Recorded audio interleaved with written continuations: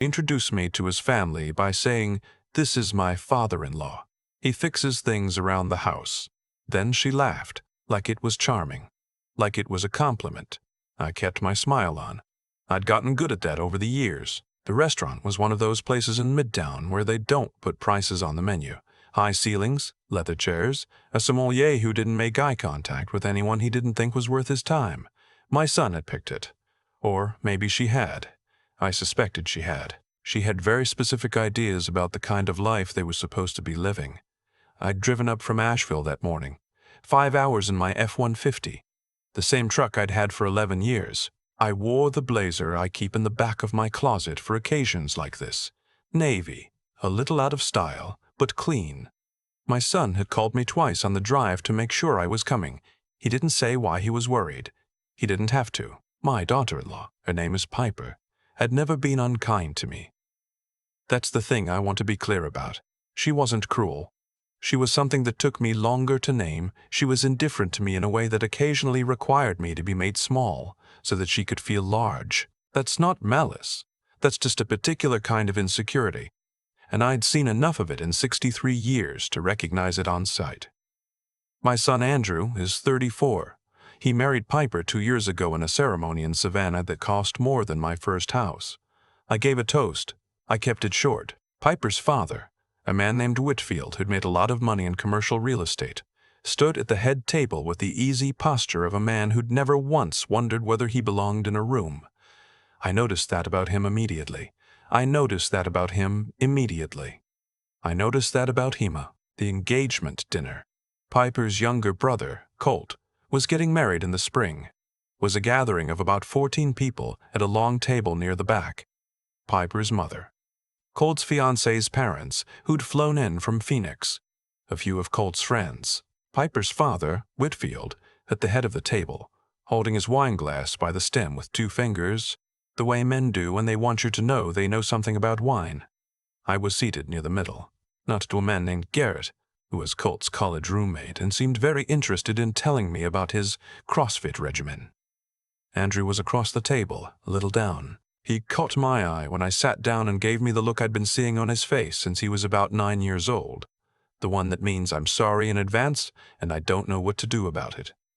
I gave him a small nod. I'm fine. I'm always fine. Piper made the introductions from her end of the table, going around slowly, the way people do when they want everyone to appreciate each person's context. Her brother and his fiancée. Her fiancé's parents and their respective careers. Her father was a cardiologist. Her mother ran a nonprofit. Colt's friends, a software engineer in Austin, a guy who just made partner at a law firm in Atlanta. Then she got to me. "This is my father-in-law," she said. There was a small pause. "He's very handy. Whenever something breaks at our place, he's the first one we call." She tilted her head and smiled. Andrew basically grew up thinking his dad could fix anything. There was warm laughter around the table. It was genuine laughter, the kind people give when something is said affectionately, even if affection isn't quite what's happening. The cardiologist from Phoenix nodded at me in the easy way of a man acknowledging someone he doesn't need to remember. "That true?" Colt's friend from Austin asked me. "Pretty much," I said. Andrew was looking at his water glass. Whitfield, Piper's father, was looking at me. Not hard, just observing, the way he probably observed everything. He was maybe 68, silver-haired, the kind of tan you get from golf rather than labor. I'd met him twice before, once at the wedding, once at a Christmas dinner where he'd spent most of the evening talking to a state senator who'd shown up as someone's +1. He was not a rude man. He was simply a man who had learned to read rooms very quickly and to allocate his attention accordingly. He went back to his conversation. Dinner moved forward. Appetizers arrived, something with burrata that disappeared in 3 bites. I listened more than I spoke, which is my general approach to rooms I'm not sure about. Garrett told me about his half-marathon time. Colt's fiancé's mother asked me where I was from. I told her Asheville. She said she'd always wanted to visit, and then turned to ask someone else something. About 40 minutes in, the conversation at my end of the table turned to work. This is what happens at dinners like this. Everyone eventually wants to know what everyone else does, because it's the fastest way to calculate where you stand. Colt's attorney friend, the one who'd made Parker in Atlanta, leaned across the table toward me. "So what do you do, besides fixing things?" He grinned when he said it. He meant it lightly. He was not a bad person.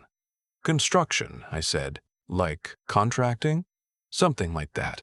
Andrew, down the table, was very still. "You work for a company or on your own?" the attorney asked. "On my own, mostly, for a while." He nodded and moved on. People tend to when the answers don't offer much to grab onto. I wasn't trying to be mysterious. I want to say that clearly.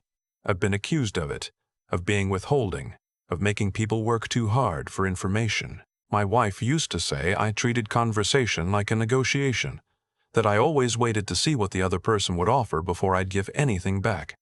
She wasn't wrong. I learned that a long time ago in rooms not unlike this one, where the wrong answer too early could close a door you'd spent years walking toward. It's a habit I probably should have outgrown. But I hadn't. Piper was at the other end of the table, talking to her mother. She had that particular brightness she wore in public, polished, warm, aware of herself in every room. She was, genuinely, good at this. At dinner parties, at introductions, at making people feel that the evening was well run, and that she was the one running it. I didn't dislike her for it. It was a skill, just not one that had ever included me.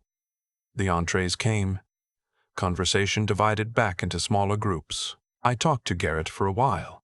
Genuinely, this time, because it turned out he'd grown up in western North Carolina, and we knew some of the same roads, and I talked to Colt's fiancée for a few minutes about her work in urban planning in Phoenix, which was more interesting than the evening had led me to expect. Whitfield, across and down the table, had been quiet for a while. I noticed him noticing me again, that same measured look, not unfriendly, just calibrating something. He leaned forward slightly. "What part of construction?" he asked. I looked at him. "Custom residential, mostly. Some commercial. Mountain region, primarily, but we moved around. Spec building or client work." "Both. Started with client work. Moved to spec when the market opened up." He was quiet for a moment. "Then what company?" "Merritt Ridge Development." Whitfield set his wine glass down. The movement was small, almost nothing. But I'd been watching people in rooms for 63 years, and I saw it. He looked at me for a long moment. "The kind of look that's doing math. Merritt Ridge," he said slowly. "Out of Asheville." "That's right. I know that company." His voice was even but different, careful in a new way. "I've known it for, God, 20-some years.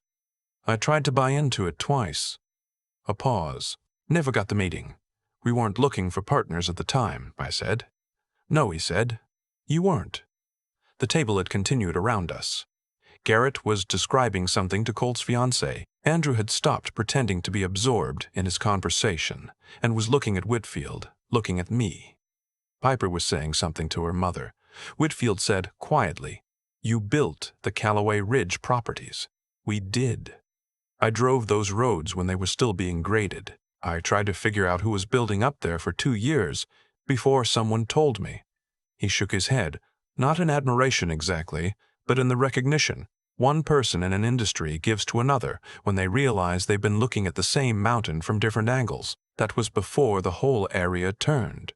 "By about 4 years," I said. He nodded slowly. "By about 4 years." Piper had turned.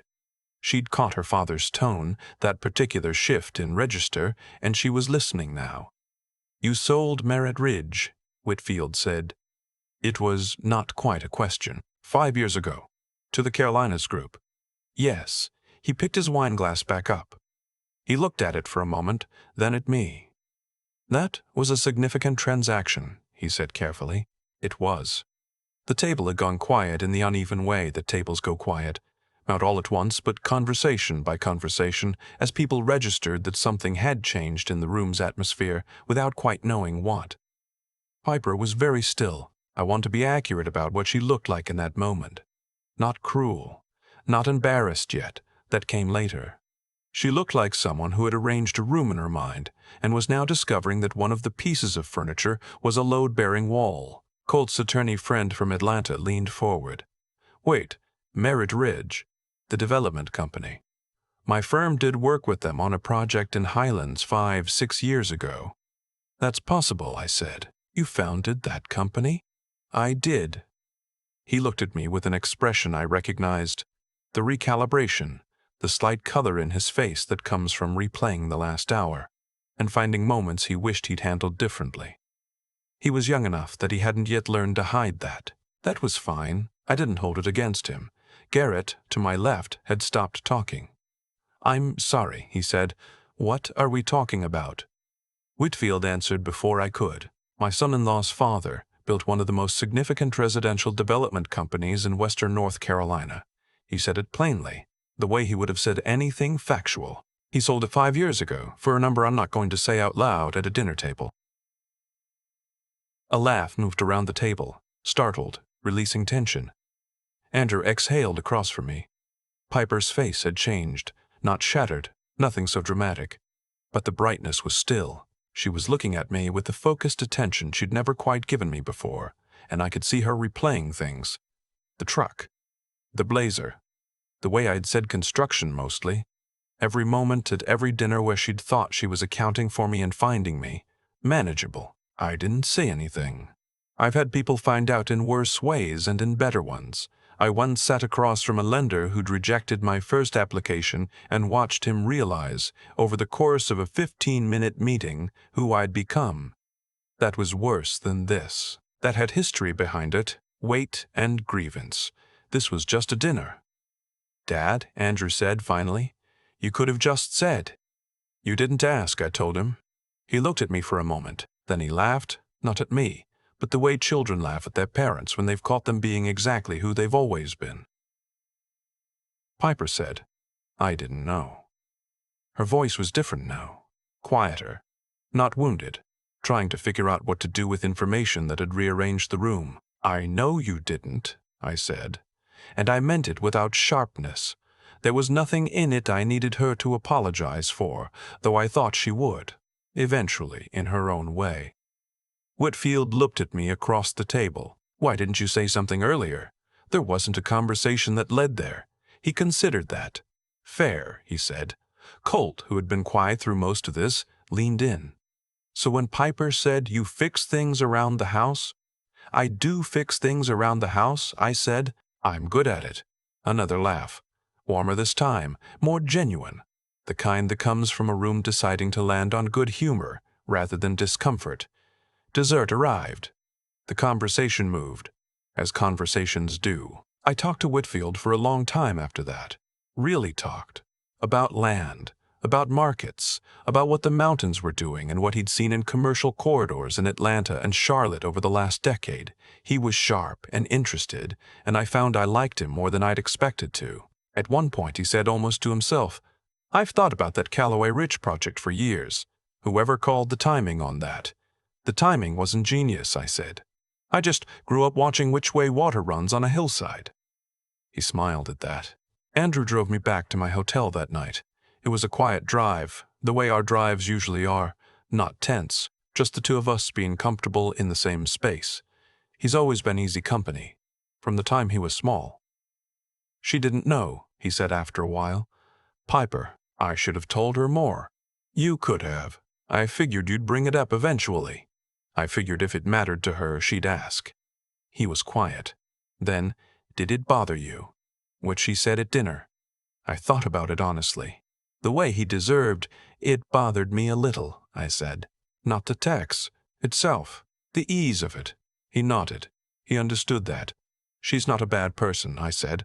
She just had me arranged in a particular way in her mind. People do that. They stop looking once they think they know. I'll talk to her. You don't need to do it on my account. I know, he said. I'm going too, anyway. He pulled up to the hotel. I got out, and he rolled the window down, and I looked at him for a moment. My son, 34, still occasionally wearing that 9-year-old expression when he didn't think I could see it. You good? He asked. I'm good, I said. And I was. That's the part people sometimes don't believe when I tell this story. They expect me to have wanted the scene. The reveal, the silence, the looks on faces. They expect that to have been the point. But I built things for 40 years. I poured footings in January mud, and stood on ridgelines in the wind, watching something I'd imagined exist in space before it existed in the world. I watched a town grow partly because of decisions I made about where to put roads and where to put light. I didn't need a dinner table to tell me who I was. What I needed, what I've always needed, was my son to look at me the way he did in the car that night, like a man he was glad to know. I've had that his whole life. Piper will figure out the rest on her own time. I drove home to Asheville the next morning, early before the highway filled up. The mountains came up blue in the distance, the way they always do, folding into themselves. And I had the windows down even though it was cold, and the truck ran well. And I thought about nothing in particular for about 2 hours, which is as close to peace as I know how to get. That's enough. It's always been enough.